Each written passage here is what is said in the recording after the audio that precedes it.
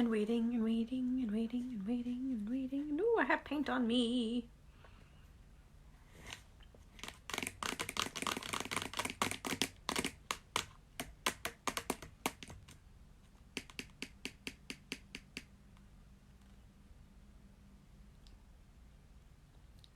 Hi, Uncle Dwight. I'm waiting for other people to get here so we can start reading Harry Potter. Oh, 2 more people showed up. One of them better be Angie. Oof. I think I need to dye my hair again. My roots are showing. Okay.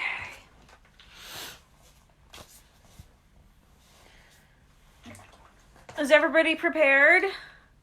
We had a nice friendly debate going earlier about our whiskey of choice, and I have my bottle of water with me as per usual, but I included the picture in there. But tonight I do also have a nice dram here of Jameson Black Barrel whiskey. Phenomenal. I'm a Jameson girl. So if anybody's drinking tonight, go to the event page and post a picture of what you're drinking. Please. Do it. It could be non-alcoholic, it could be soda, it could be water. I don't care. Just post a picture of what you're drinking in the event page, please.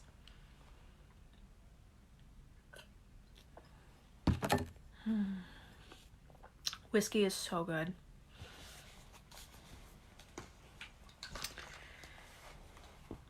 Go on, Capri. Go drink something. I know you like the Jameson Black Barrel too. I got you drinking the Jameson and Cokes with me. That was a fun night. You made me sing karaoke. Oh my god, we sang Barbie Girl. Okay. So are we ready for the next chapter of Harry Potter? I love how people come in and then go away and they're like, oh, what the hell is she doing? I'm reading Harry Potter, guys. We are going on to chapter 4 of Harry Potter and the Chamber of Secrets. Is everybody ready?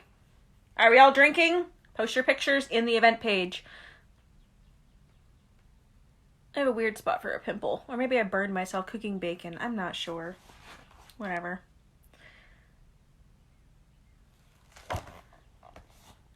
I said that you should post a picture of what you're drinking in the event page. And Capri, I know that you like the Jameson because I got you drinking the Jameson and Diet Cokes with me.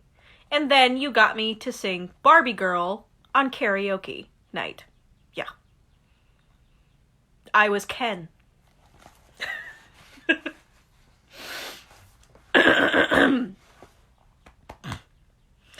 All right. So, chapter 4 at Florish and Blotts. Life at the Burrow was different as possible from life at Privet Drive. The Dursleys liked everything neat and ordered. The Weasleys' house burst with the strange and unexpected. Harry got a shock the first time he looked in the mirror over the kitchen mantelpiece, and it shouted, "Tuck your shirt in, Scruffy!" The ghoul in the attic howled and dropped pipes whenever he felt things were getting too quiet. And small explosions from Fred and George's room were considered perfectly normal. What Harry found most unusual about life at Ron's, however, wasn't the talking mirror or the clanking ghoul. It was the fact that everybody there seemed to like him. Proceed. Thanks for telling me what to do. Mrs. Weasley fussed over the state of his socks and tried to force him to eat 4th helpings at every meal. Mr. Weasley liked Harry to sit next to him at the dinner table so that he could bombard him with questions about life with Muggles, asking him to explain how things like plugs and the postal service worked. Fascinating, he would say, and Harry talked him through using a telephone. Ingenious! Really, how many ways Muggles have found of getting around without magic? Harry heard from Hogwarts one sunny morning about a week after he had arrived at the Burrow. He and Ron went down to breakfast to find Mr. and Mrs. Weasley and Ginny already sitting at the kitchen table. The moment she saw Harry, Ginny accidentally knocked her porridge bowl to the floor with a loud clatter. Ginny seemed very prone to knocking things over whenever Harry entered a room. She dived under the table to retrieve the bowl and emerged with her face glowing like the setting sun. Pretending he hadn't noticed this, Harry sat down and took the toast Mrs. Weasley offered him. "Letters from school," said Mr. Weasley, passing Harry and Ron identical envelopes on yellowish parchment, addressed in green ink. "Ah, Dumbledore already knows you're here, Harry. Doesn't miss a trick, that man. You two've got him too," he added as Fred and George ambled in, still in their pajamas. For a few minutes there was silence as they all read their letters. Harry's told him to catch the Hogwarts Express as usual from King's Cross Station on September the 1st. There was also a list of new books that he would need for the coming year. Second-year students will require The Standards Book of Bells, Grade 2, obviously, by Miranda Goshawk, Break with a Banshee by Gilderoy Lockhart, Gadding with Ghouls by Gilderoy Lockhart, Holidays with Hags by Gilderoy Lockhart, Travels with Trolls by Gilderoy Lockhart, Voyages with Vampires by Gilderoy Lockhart, Wandering with Werewolves by Gilderoy Lockhart, and Year with the Yeti by Gilderoy Lockhart. Fred, who had finished his own list, peered over at Harry's. "You've been told to get all of Lockhart's books too," he said. "The new Defense Against the Dark Arts teacher must be a fan. Bet it's a witch." At this point, Fred caught his mother's eye and quickly busied himself with marmalade. That lot won't come cheap," said George, with a quick look at his parents. "Lockhart's books are really expensive." "Well, we'll manage," said Mrs. Weasley, but she looked worried. "I expect we'll be able to pick up a lot of Ginny's things second-hand." "Oh, are you starting at Hogwarts this year?" Harry asked Ginny. She nodded, blushing to the roots of her flaming hair, and put her elbow in the butter dish. Fortunately, no one saw this except Harry, because just then Ron's elder brother, Percy, walked in. He was already dressed, his Hogwarts prefect badge pinned to his knitted top. "Morning, all," said Percy briskly. "Lovely day." He sat down in the only remaining chair, but leapt up again almost immediately, pulling from underneath him a molting gray feather duster. At least that's what Harry thought it was, until he saw that it was breathing. "Errol!" said Ron, taking the limp owl from Percy and extracting a letter from under its wing. "Finally! He's got Hermione's answer. I wrote to her saying we were going to try and rescue you from the Dursleys." He carried Errol to a perch just inside the back door and tried to stand him on it, but Errol flopped straight off again, so Ron laid him on the draining board instead, muttering, "Pathetic." Then he ripped open Hermione's letter and read it out loud. "Dear Ron, and Harry, if you're there, I hope everything went all right and that Harry is okay and that you didn't do anything illegal to get him out, because that would get Harry into trouble too. I've been really worried, and if Harry is all right, will you please let me know at once? But perhaps it would be better if you used a different owl, because I think another delivery might finish your one off. I'm very busy with schoolwork, of course." "How can she be?" said Ron in horror. "We're on holiday." "And we're going to London next Wednesday to buy my new books. Why don't we meet in Diagon Alley? Let me know what's happening as soon as you can. Love, from Hermione."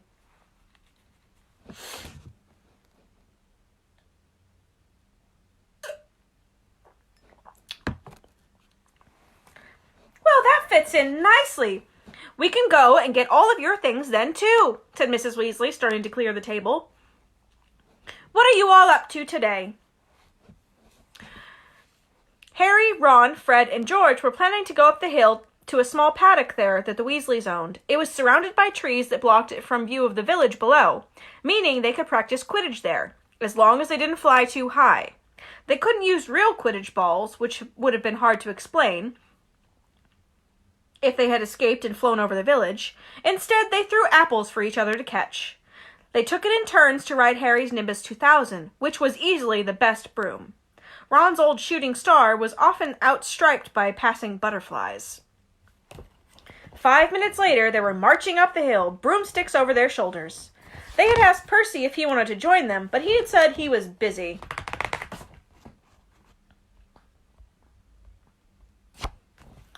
Harry had only seen Percy at mealtimes so far. He stayed shut in his room the rest of the time. "Wish I knew what he was up to," said Fred, frowning. "He's not himself. His exam results came the day before you did. 12 owls, and he hardly gloated at all." "Ordinary wizarding levels," George explained, seeing Harry's puzzled look. "Bill got 12, too. If you're not careful, we'll have another head boy in the family. I don't think I could stand the shame." Bill was the oldest Weasley brother. He and the next brother, Charlie, had already left Hogwarts.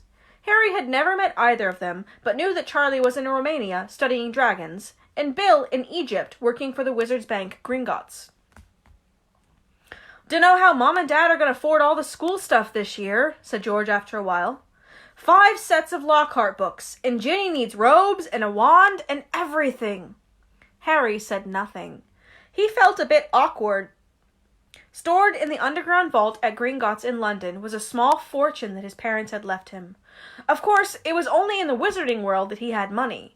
You couldn't use galleons, sickles, and nuts in muggle shops. He had never mentioned his Gringotts bank account to the Dursleys. He didn't think their horror of anything connected with magic would stretch to a large pile of gold. Mrs. Weasley woke them all early the following Wednesday. After a quick 6 bacon sandwiches each, bacon, they pulled on their coats, and Mrs. Weasley took a flower pot off the kitchen mantelpiece and peered inside. "Oh, we're running low, Arthur," she sighed. "We'll have to buy some more today." "Oh well, guess first. After you, Harry dear." Harry stared at them, all watching him. "What am I supposed to do?" he stammered. "He's never traveled by Floo powder," said Ron suddenly. "Sorry, Harry, I forgot." "Never?" said Mr. Weasley. "But how did you get the Diagon Alley to buy your school things last year?" "I went on the underground—" "Really?" said Mr. Weasley eagerly. "Were there escapadors? How exactly—" "Escapadors." "Not now, Arthur," said Mrs. Weasley. "Floo powder's a lot quicker, dear. But goodness me, if you've never used it before—" "He'll be all right, Mum," said Fred. "Harry, watch us first." He took a pinch of glittering powder out of the flower pot, stepped up into the fire, threw the powder onto the flames.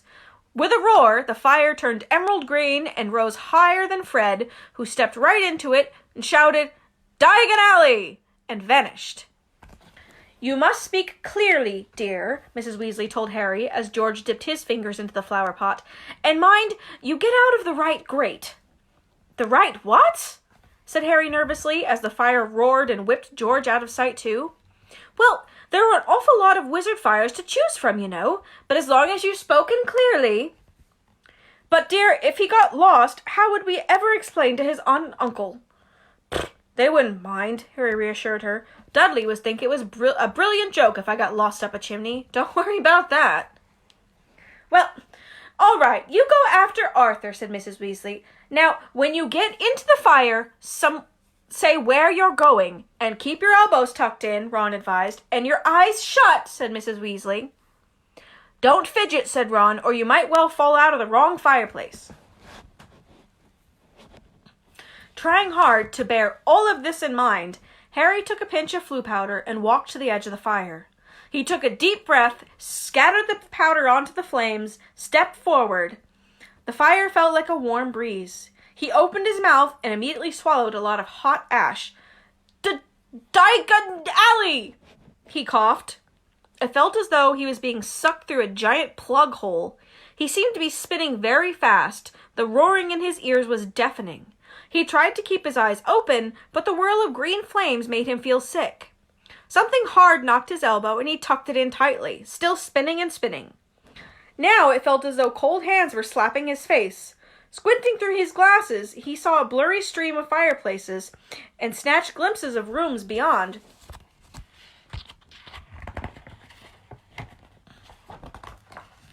Beyond.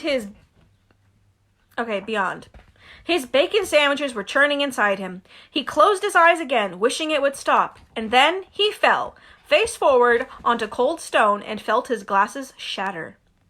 Dizzy and bruised, covered in soot, he got gingerly to his feet, holding his broken glasses to his eyes. He was quite alone, but where was he? He had no idea. All he could tell was that he was standing in the stone fireplace of what looked like a large, dimly lit wizard's shop. But nothing in here was ever likely to be on a Hogwarts school list. A glass nearby held a withered hand on a cushion, a blood-stained pack of cards, and a staring glass eye. Evil-looking masks leering down from the walls, an assortment of human bones lay atop a counter, and rusty, spiked instruments hung from the ceiling. Even worse, the dark, narrow street Harry could see through the dusty shop window was definitely not Diagon Alley.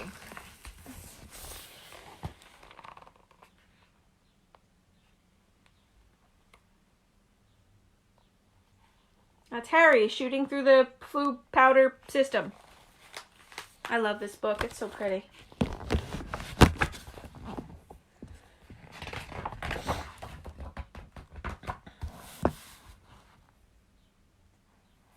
The sooner he got out of here, the better. Nose still stinging where it had hit the hearth, Harry made his way swiftly and silently towards the door. But before he got halfway towards it, two people appeared on the other side of the glass. And one of them was the very last person Harry wanted to meet when he was lost, covered in soot, and wearing broken glasses. Draco Malfoy. Harry looked quickly around and spotted a large black cabinet to his left. He shot himself inside it, pulled the doors, leaving a small crack to peer through. Seconds later, a bell clanged and Malfoy stepped into the shop. The man who followed could only be his father. He had the same pale, pointed face and identical cold gray eyes. Mr. Malfoy crossed the shop looking lazily at the items on display, and rang a bell on the counter before turning to his son and saying, "Touch nothing, Draco." Malfoy, who had reached for the glass eye, said, "I thought you were going to buy me a present." "I said I would buy you a racing broom," said his father, drumming his fingers on the counter. "What's the good of that if I'm not in the house team?" said Malfoy, looking sulky and bad-tempered. "Harry Potter got a Nimbus 2000 last year. Special permission from Dumbledore so he could play for Gryffindor. He's not even that good. It's just because he's famous. Famous for having a stupid scar on his forehead." Malfoy bent over to examine a shelf full of skulls. "Everyone thinks he's so smart. Wonderful Potter with his scar and his broomstick." "I have told you this at least a dozen times already," said Mr. Malfoy, with a quelling look at his son, "and I would remind you that it is not prudent to appear less than fond of Harry Potter, not when most of our kind regard him as the hero who made the Dark Lord disappear. Ah, Mr. Borgin." A stooping man had appeared behind the counter, smoothing his greasy hair back from his face. "Mr. Malfoy, what a pleasure to see you again," said Mr. Borgin in a voice as oily as his hair. "Delighted. And young Mr. Malfoy, too. Charmed. How may I be of assistance?" "I must show you, just in today, and very reasonably priced." "I'm not buying today, Mr. Borgin, but selling," said Mr. Malfoy. "Selling?" The smile faded slightly from Mr. Borgin's face. "You have heard, of course, that the Ministry is conducting more raids," said Mr. Malfoy, taking a roll of parchment from his inside pocket and unraveling it for Mr. Borgin to read. "I have a few, items at the house that might embarrass me if the Ministry were to call." Mr. Borgin fixed a pince-nez to his nose and looked down the list. "The Ministry wouldn't presume to trouble you, sir, surely?" Mr. Malfoy's lip curled. "I have not been visited yet. The name Malfoy still contains a certain respect. Yet the Ministry grows even more meddlesome. There are rumors about a new Muggle Protection Act. No doubt that flea-bitten Muggle-loving fool Arthur Weasley is behind it." Harry, hiding in the cupboard. And Draco Malfoy.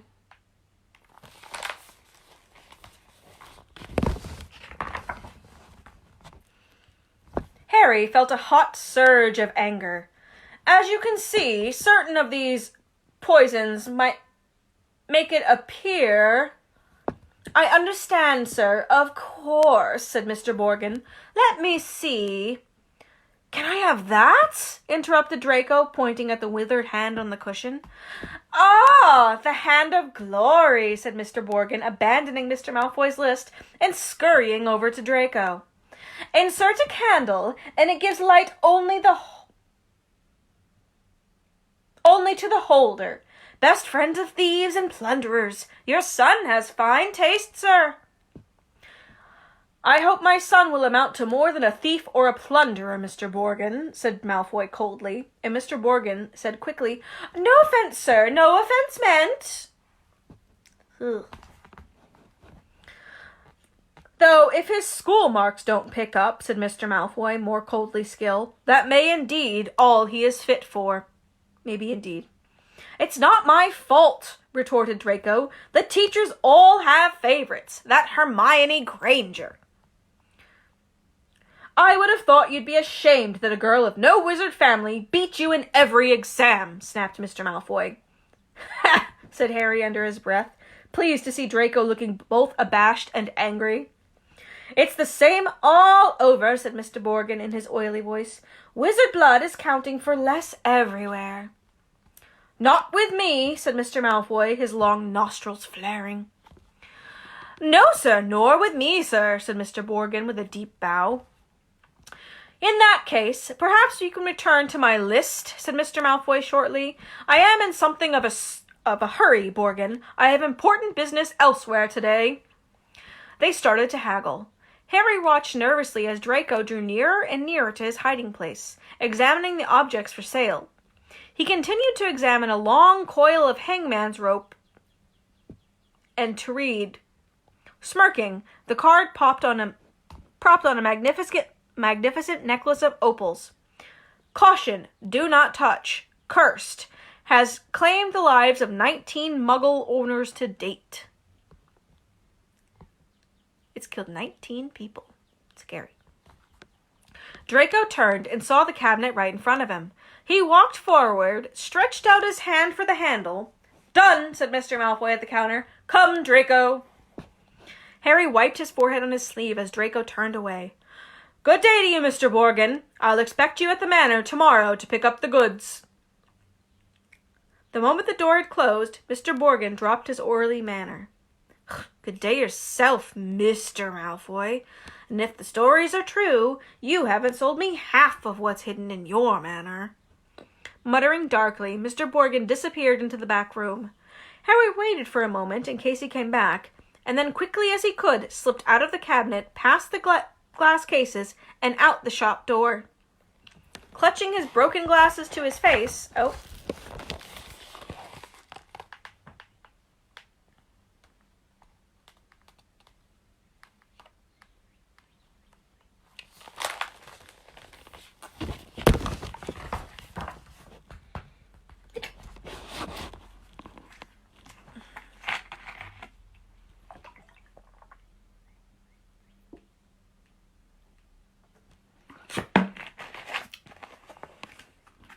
Sorry, drink break.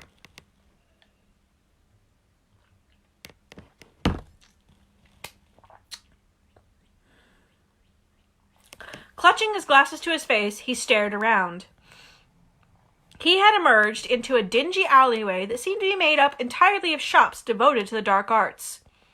The one he just left, Borgin and Burke's, looked like the largest, but opposite was a nasty window display of shrunken heads, and 2 doors down, a large cage was alive with gigantic black spiders.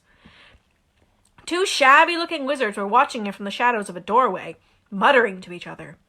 Feeling jumpy, Harry set off, trying to hold his glasses on straight, and hoping against hope that he'd be able to find a way out of there.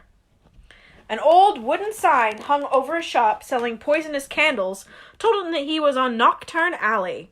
This didn't help, as Harry had never heard of such a place. He supposed he hadn't spoken clearly enough through his mouthful of ashes back in the Weasley's fire. Trying to stay calm, he wondered what to do. "Not lost, are you, my dear?" said a voice in his ear, making him jump. An aged witch stood in front of him, holding a tray of what looked horribly like whole human fingernails. She leered at him, showing him mossy teeth. Harry backed away. I'm fine, thanks. I'm just... Harry! What do you think you're doing down here? Harry's heart leapt. So did the witch. A load of fingernails cascaded down over her feet, and she cursed at the massive form of Hagrid, the Hogwarts gamekeeper. He came striding towards them, beetle-black eyes flashing over his great bristling beard. Hagrid! Harry croaked in relief. I was lost! Flu powder! Hagrid seized Harry by the scruff of the neck, pulling him away from the witch, and knocking the tray right out of her hands. Her shrieks followed them all the way along the twisting alley and onto the out into the bright sunlight. Harry saw a familiar snow-white marble building in the distance, Gringotts Bank. Hagrid had steered him right into Diagon Alley. You're a mess, said Hagrid gruffly, brushing soot off Harry so forcefully he nearly knocked him into a barrel of dragon dung outside of an apothecary.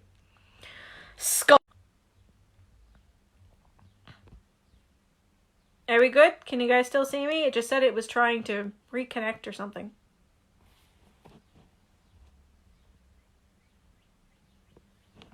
I'm gonna assume you're still good.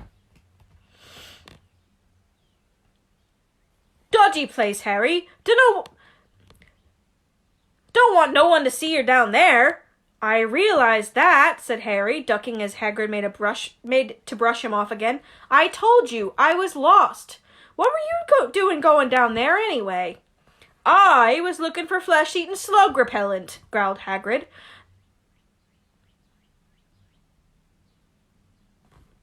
They're ruining the school cabbages. You're not on your own. I'm staying with the Weasleys, but we got separated, Harry explained. I've got to go and find them. They set off together down the street. How come you never wrote back to me? Said Hagrid as Harry jogged alongside him. I'm super tempted to start reading this in a British accent, guys.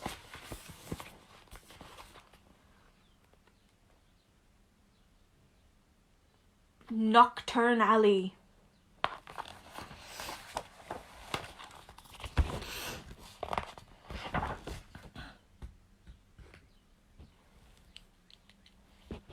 He had to take 3 steps to every stride of Hagrid's enormous boots. Harry explained all about Dobby and the Dursleys. Ruddy muggles, growled Hagrid. If I'd have known... Harry! Over here!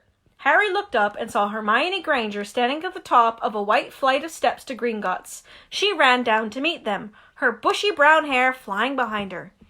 What happened to your glasses? Oh, hello, Hagrid. Oh, it's wonderful to see you two again. Are you coming into Gringotts, Harry? As soon as I found the Weasleys, said Harry. You won't have to wait long, grinned Hagrid.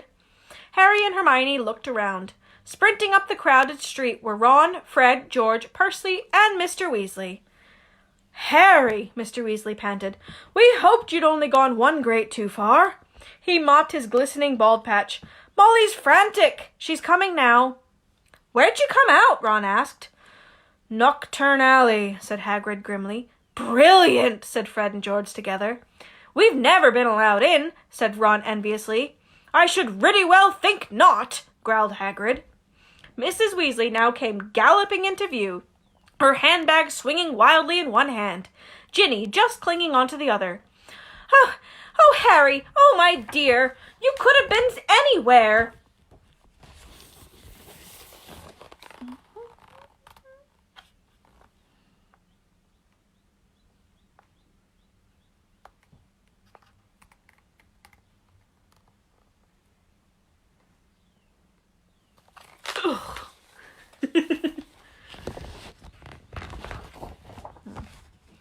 Gasping for breath, she pulled a large clothes bag out of her bag and began sweeping the soot Hagrid hadn't managed to beat away.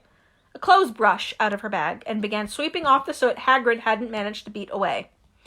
Mr. Weasley took Harry's glasses and gave them a tap of his wand and returned them, good as new. Well, gotta be off, said Hagrid, who was... Angie, are you still here? Says I only have one viewer.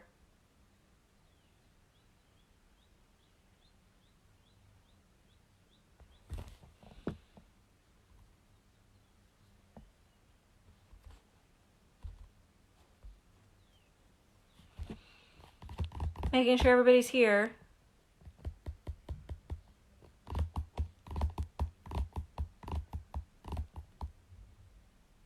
Oh, okay. I'm just making sure. Mr. Weasley took Harry's glasses, gave them a tap of his wand, and returned them, good as new. Well, I've got to be off, said Hagrid, who was having his hand wrung by Mrs. Weasley. Nocturne Alley! If you hadn't found him, Hagrid! See you at Hogwarts! And he strode away, head and shoulders taller than anyone else in the packed street. Guess who I saw in Borgin and Burke's, Harry said to Ron and Hermione as they climbed the Gringotts steps. Malfoy and his father. Did Lucius Malfoy buy anything? Said Mr. Weasley sharply behind him. No, he was selling. Ha! So he's worried, said Mr. Weasley with grim satisfaction. Oh, I'd love to get Lucius Malfoy on something. You be careful, Arthur, said Mrs. Weasley sharply as they were ushered into the bank by a bowing goblin at the door. That family's trouble. Don't go biting off more than you can chew.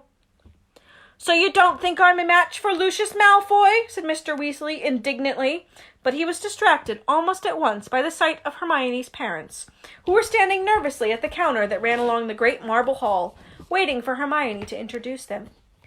But you're Muggles, said Mr. Weasley delightedly. We must have a drink. What's that you've got there? Oh, you're changing Muggle money? Molly, look! He pointed excitedly at the 10-pound notes in Mr. Granger's hand.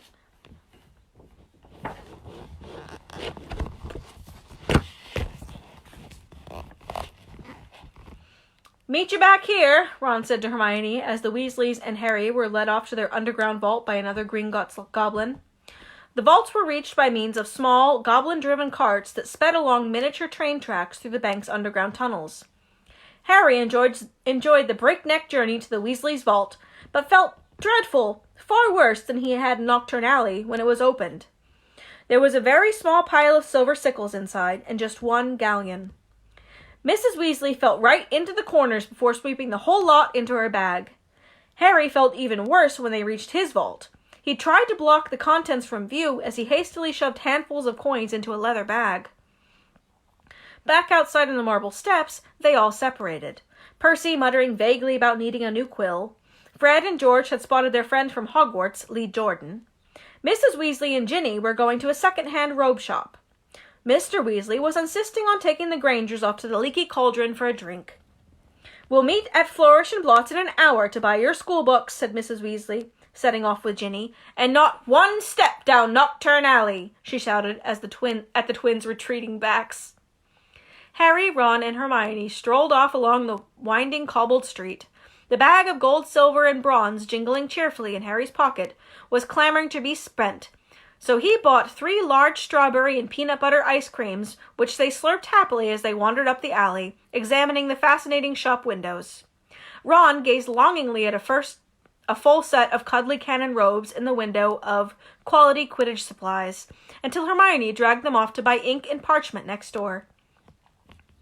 In Gamble and Jape's Wizarding Joke Shop, they met Fred, George, and Lee Jordan, who were stocking up on Dr. Filibuster's fabulous Wart Start, no heat fireworks. Wet Start, no heat fireworks. Wart Start? And in a tiny junk shop full of broken wands, wonky brass scales, and old cloaks covered in potion stains, they found Percy, deeply immersed in a small and deeply boring book called Prefects Who Gained Power.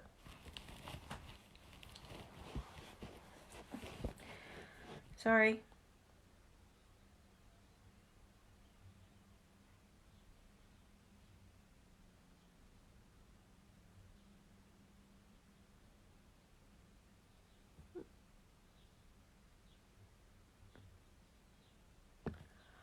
Hang on, guys. I don't know if this is gonna... I have to do something.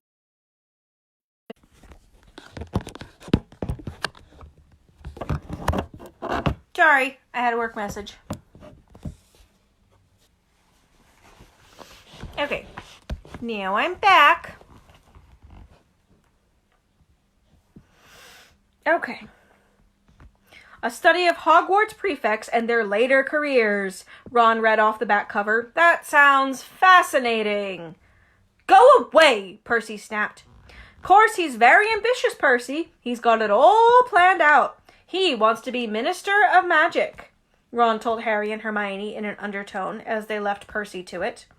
An hour later, they headed for Florish and Blotts. They were by no means the only ones making their way to the bookshop. As they approached it, they saw to their surprise a large crowd jostling outside the doors, trying to get in. The reason for this was proclaimed by a large banner stretched across the upper windows. Gilderoy Lockhart will be signing copies of his autobiography, Magical Me, today 12:30 to 4:30 p.m. We can actually meet him, Hermione squealed. I mean, he's written almost the whole book list. The crowd seemed to be made up mostly of witches around Mrs. Weasley's age.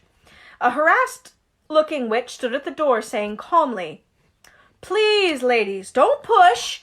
Mind the books now. Harry, Ron, and Hermione squeezed inside.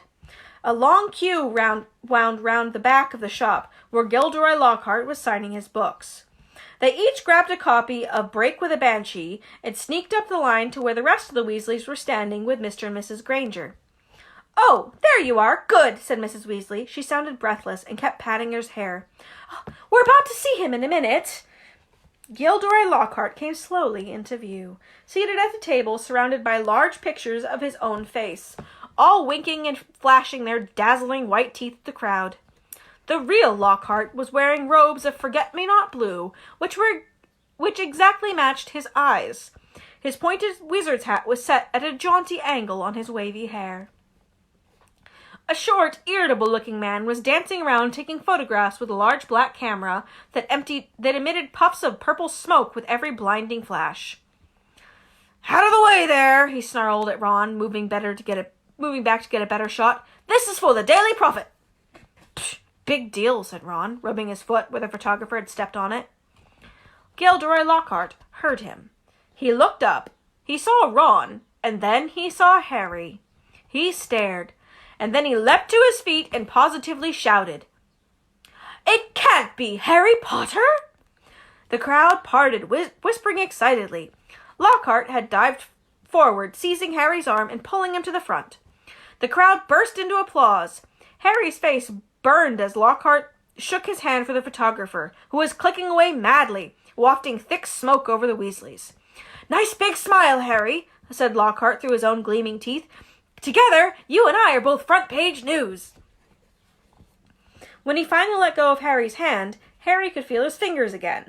He tried to sidle back to the Weasleys, but Lockhart threw an arm around his shoulders and clamped him tightly to his side.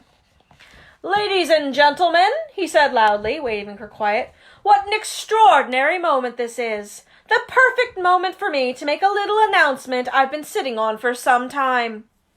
When young Harry here stepped into Florish and Blotts today, he only wanted to buy my autobiography, which I shall be happy to present to him now, free of charge. The crowd applauded again. He had no idea, Lockhart continued, giving Harry a little shake that made his glasses slip to the end of his nose, that he would shortly be getting much, much more than my book, Magical Me. He and his schoolfellows will, in fact, be getting the real Magical Me. Yes, ladies and gentlemen, I have great pleasure and pride in announcing that this September, I will be taking up the post of Defense Against the Dark Arts teacher at Hogwarts School of Witchcraft and Wizardry. The crowd cheered and clapped. Harry found himself being presented with the entire works of Gilderoy Lockhart. Staggering slightly under their weight, he managed to make his way out of the limelight to the edge of the room, where Ginny was standing next to her new cauldron. You have these, Harry mumbled to her, tipping the books into the cauldron. I'll buy my own. Bet you loved that, didn't you, Potter? Said a voice Harry had no trouble recognizing. He straightened up and found himself face to face with Draco Malfoy, who was wearing his usual sneer. Famous Harry Potter, said Malfoy. Can't even go into the bookshop without making front page. Leave him alone! He didn't want any of that, said Ginny. It was the first time she had spoken in front of Harry. She was glaring at Malfoy. Oh, Potter, you've got yourself a girlfriend, drawled Malfoy. Ginny went scarlet as Ron and Hermione found their way over, both clutching stacks of Lockhart's books. Oh, it's you, said Ron, looking at Malfoy as if he had something unpleasant on the sole of his shoe. Bet you're surprised to see Harry here, huh? Not as surprised as I am to see you in a shop, Weasley, retorted Malfoy. I suppose your parents will go hungry for a month to pay for that lot. Ron went as red as Ginny. He dropped his books into the cauldron, too, and started towards Malfoy. But Harry and Hermione grabbed the back of his jacket. Ron, said Mr. Weasley, staggering over with Fred and George. What are you doing? It's mad in here. Let's go outside. Well, well, well. Arthur Weasley. It was Mr. Malfoy. He stood with his hand on Draco's shoulder, sneering in just the same way. Lucius, said Mr. Malfoy, nodding coldly. Busy time at the ministry, I hear, said Mr. Malfoy. All those raids. I hope they're paying you overtime. He reached into Ginny's cauldron and extracted from amidst the glossy Lockhart books a very old, very battered copy of A Beginner's Guide to Transfiguration. Obviously not, he said. Dear me, what's the use of being a disgrace to the name of the wizard? What's the use of being a disgrace to the name of wizard if they don't even pay you well for it? Mr. Weasley flushed darker than either Ron or Ginny. We have a very different idea of what disgraces the name of wizard, Malfoy, he said. Clearly, said Mr. Malfoy, his pale eyes straying to Mr. and Mrs. Granger, who were watching apprehensively. The company you keep, Weasley, and I thought your family could sink no further. There was a thud of metal as Ginny's cauldron went flying. Mr. Weasley had thrown himself at Mr. Malfoy, knocking him backward into a bookshelf. Dozens of heavy spellbooks came thundering down on all of their heads. There was a yell of, "Get him, Dad!" from Fred or George. Mrs. Weasley was shrieking, "No, Arthur, no!" The crowd stampeded backwards, knocking more shelves over. "Gentlemen, please, please!" called the assistant, and then louder than all, "Break it up there, gents! Break it up!" Hagrid was wading through the sea of books. In an instant he had pulled Mr. Weasley and Mr. Malfoy apart. Mr. Weasley had a cut lip. Mr. Malfoy had been hit in the eye by an encyclopedia of toadstools. He was still holding Ginny's old Transfiguration book. He thrust it at her, his eyes glittering with malice. "Here, girl, take your book. It's the best your father can give you." Pulling himself out of Hagrid's grip and beckoning to Draco, he swept from the shop. "You should have ignored him, Arthur," said Hagrid, almost lifting Mr. Weasley off his feet as he straightened his robes. "Rotten to the core, the whole family. Everyone knows that. No Malfoy's worth listening to. Bad bloods, that's what it is. Come on now, let's get out of here." The assistant looked as though he wanted to stop them from leaving, but he barely came up to Hagrid's waist and seemed to think better of it. They hurried up the street, the Grangers shaking with fright and Mrs. Weasley beside herself with fury. "A fine example you set for your children, brawling in public. What Gilderoy Lockhart must have thought." "He was pleased," said Fred. "Didn't you hear him as we were leaving? He was asking the bloke from the Daily Prophet if he'd been able to work the fight into his report. Said it was all publicity." But it was a subdued group who headed back to the fireside in the leaky cauldron, where Harry, the Weasleys, and all their shopping would be traveling back to the Burrow using flu powder. They goodbyed the Grangers, who were leaving the pub for the Muggle Street on the other side. Mr. Weasley started to ask them how bus stops worked, but stopped quickly at the look on Mrs. Weasley's face. Harry took off his glasses and put them safely in his pocket before helping himself to flu powder. It definitely wasn't his favorite way to travel. Okay. I think we're going to read the next chapter tomorrow, because it's another pretty long one. And, yeah, it's almost 7 o'clock here now. It's alright. Tomorrow we will start chapter 5, The Whopping Willow.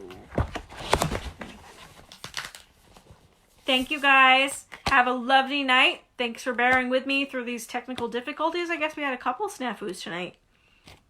Bye. Angie, shots, everybody, post your pictures of what you're drinking in the event. Please, I want to see it.